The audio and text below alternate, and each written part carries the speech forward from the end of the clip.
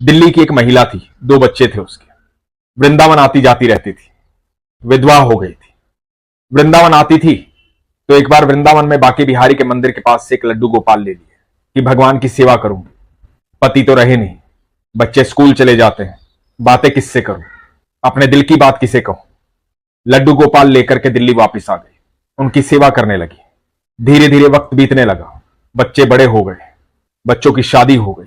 निरंतर लड्डू गोपाल की सेवा करती रही, भोग लगाती रही, बड़ा प्रेम, बड़ा आदर, बड़ा भाव। बहुत सारी बातें लड्डू गोपाल से करती थी, सारे भाव बताती थी, सारी दिनचर्या बताती थी।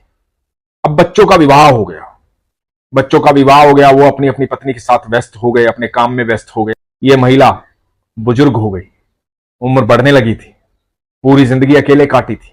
पहले तो व्यस्तता थी बच्चों को पालने पोसने में, अब कुछ खास काम था नहीं, सिर्फ लड्डू गोपाल की सेवा करना, उनसे बातें करना, उनको भोग लगाना।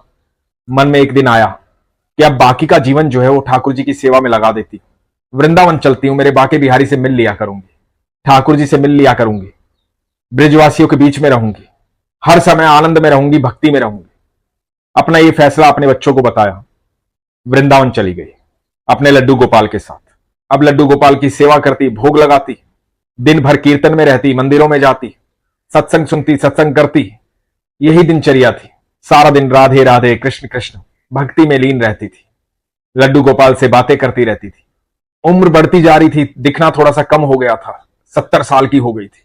एक दिन लड्डू गोपाल को स्नान करवा करके पोशाक धारण करवा रही थी, हाथ से छूट गए तो नीचे गिर गए तो उनकी बाह टूट गई तो जैसे इस महिला की सांसें रुक गई। इधर लड्डू गोपाल की बाह टूट गई, इधर इसकी सांसें थम गई। सन रह गई है कि ये हुआ क्या, ये गलती हुई कैसे, हाथ से कैसे छूट गए, बाह टूट गई मेरे लड्डू की। रोने लगी, कुछ समझ में नहीं आ रहा था क्या करूं क्या ना करूं। लड्डू गोपाल को अपनी गोदी में लेकर के अपनी चौखट पर बैठ गई, सहला रही थी, बार बार माफी मांग रही थी। एक दो ब्रजवासी आए, पूछे मैया क्या बात हुई, क्यों रो रहे हो। पड़ोसी आए तो पड़ोसियों को बोली कि आज पोशाक धारण करवा रही थी, हाथ से छूट गए, बाह टूट गई मेरे लड्डू की। बहुत बड़ा पाप हो गया मुझसे, बहुत बड़ी गलती हो गई, कैसे ठीक होगी मेरे लड्डू की बाह, कोई अस्पताल है यहां तो ले चलो मुझे। तो ब्रजवासियों ने समझाया कि मैया कोई बात नहीं, तुम्हारे लड्डू गोपाल भी तो नटखट है, लीलाएं करते रहते हैं, उछल कूद मचा रहे थे, नीचे गिर गए तो हाथ टूट गया, कोई बात नहीं, इसमें इतनी चिंता की बात नहीं है, घबराओ मत, रो मत, परेशान मत हो। बोले कि नहीं बेटा, अस्पताल लेके चलो, हाथ ठीक करवाना है, बच्चों के अस्पताल लेकर चलो। तो ब्रजवासियों ने कहा कि ये तो धातु की मूर्ति है, इसका अस्पताल में क्या होगा, अब ये खंडित हो गई है, इसका विसर्जन कर दो, दूसरे लड्डू गोपाल हम ला करके दे देंगे आपको। तो मैया ने कहा कि नहीं, मैं कहीं छोड़कर नहीं आऊंगी मेरे लड्डू गोपाल को, मेरे मोहन को, मेरे माधव को मैं कहीं छोड़कर नहीं आऊंगी, मैं इनको ठीक करवाऊंगी। अब मैया का भाव ब्रजवासी देख रहे थे, पड़ोसी देख रहे थे, समझ में नहीं आ रहा था कैसे समझाएं। तो उनमें से एक महिला ने कहा कि कोई बात नहीं, बच्चे की हड्डी है, जुड़ जाएगी, आप परेशान मत हो, महीना भर लगता है, जुड़ जाती है। अब सोचा कि महीने भर तक तो शांत करवाएं, फिर धीरे धीरे आदत हो जाएगी। तो इस महिला ने कहा कि अच्छा, महीने भर में जुड़ जाएगी। हाँ, बच्चे की हड्डी तो वैसे भी जल्दी जुड़ जाती है, बच्चा तो खेलता रहता है, गिरता पड़ता रहता है, तो हड्डियां टूट जाती हैं तो जुड़ जाती हैं अपने आप। तो ठीक है, मैं लेप लगा देती हूं, जुड़ जाएगी मेरे लड्डू गोपाल की बाह। तो ब्रजवासियों ने कहा कि ठीक है मैया, लेकिन रो मत, परेशान मत हो। सांत्वना दे दी। सांत्वना इस बात के लिए दे दी कि धीरे धीरे आदत हो जाएगी, पता लग जाएगा, अभी फिलहाल के लिए चुप हो जाएगी, मन शांत हो जाएगा, भोजन कर लेगी। लेकिन महिला कहां मानने वाली थी। महिला घर के अंदर गई, हल्दी का लेप बनाया, लड्डू गोपाल की बाह पर लगाया, अपनी साड़ी का पल्लू फाड़ा और पूरा लेप लगा करके बाह को जोड़ करके साड़ी का पल्लू जो है वो उस पर बांध दिया, उसे जोड़ दिया और लड्डू गोपाल को बोली कि बस थोड़े से दिन की बात है, बिल्कुल ठीक हो जाओगे मेरे माधव। बात कर रही थी लड्डू गोपाल से, कह रही थी कि अब नहलाऊंगी नहीं, चोट लगी है ना तुम्हें, अब पोशाक नहीं बदलूंगी, बस महीने भर की बात है, महीने भर में बिल्कुल ठीक हो जाओगे, फिर नहलाऊंगी, फिर अच्छे से श्रृंगार करूंगी। और रोज लड्डू गोपाल को भोग लगाती, नहलाती नहीं, पोशाक धारण नहीं करवाती, भोग लगाती, ढेर सारी बातें करती, मन बहलाती, खेलती, कुछ कुछ करके दिखाती ताकि लड्डू गोपाल खुश रहे, उसे दर्द ना हो। समय बीतने लगा, करीबन करीबन 25 दिन बीत गए। 25वां दिन जिस दिन था, उस दिन इस बुजुर्ग महिला के बेटे ने सोचा कि चलो वृंदावन हो आते हैं, मां से मिलाते हैं। तो बेटा अपनी बहू के साथ वृंदावन आ गया। वृंदावन आया, मां के पास आया। इधर मां जो है बीमार हो गई थी, तबीयत खराब हो गई थी। 2 दिन से तबीयत खराब थी, चारपाई में लेटी हुई थी। मां को जब इस हालत में देखा बेटे ने, तो बेटे ने कहा कि मां ये क्या हुआ।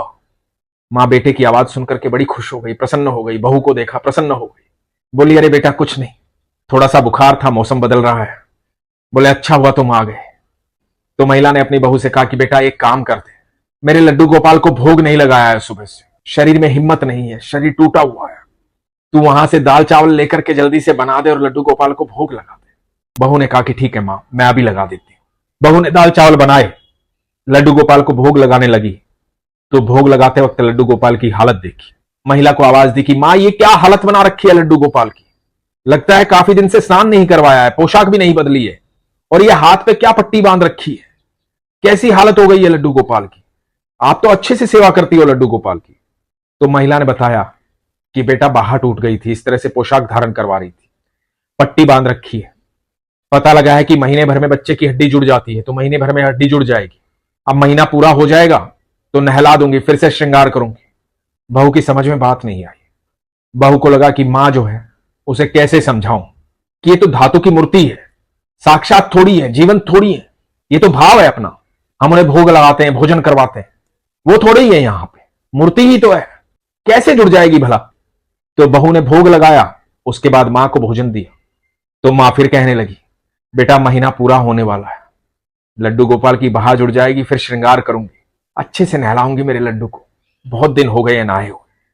बहू को मां के चेहरे पर एक अद्भुत विश्वास दिखाई दे रहा था। तो दोबारा से शाम को भोग लगाने गई तो मन में एक प्रश्न उठा कि मां की इतनी आस्था है, इतना विश्वास है, क्या सच में हो जाता है, क्या सच में बहा जुड़ जाएगी, ऐसा संभव है क्या। तो मां को आवाज दी, मां को कहा कि मां कितने दिन हो गए हैं लड्डू गोपाल की बहा टूटे हुए और ये पट्टी किए हुए। तो मां ने आवाज देकर बताया बेटा 25 दिन हो गए हैं आज। तो बहू को लगा कि 25 दिन हो गए हैं, यदि जुड़नी होगी तो कुछ तो जुड़ी होगी, और नहीं जुड़ी होगी तो ऐसे ही पट्टी बांध दूंगी, पट्टी खोल कर देखती। और बहू ने धीरे से लड्डू गोपाल की वो पट्टी खोलनी शुरू की, और जैसे ही पट्टी पूरी खुली तो देखती है कि बहा तो जुड़ी हुई है, ये बाजू तो दूसरी बाजू की तरह है, बिल्कुल ठीक ठाक है, इसमें तो कोई समस्या नहीं है, कोई दिक्कत नहीं है, कहीं भी नहीं टूटी हुई है। तो लड्डू गोपाल को उठाया और अपनी मां के पास ले गई और जाकर के कहा मैया ये देखो लड्डू गोपाल की बहा तो बिल्कुल ठीक है, आप कह रहे थे कि टूटी हुई है, कहां टूटी हुई है, नहीं टूटी हुई है मां।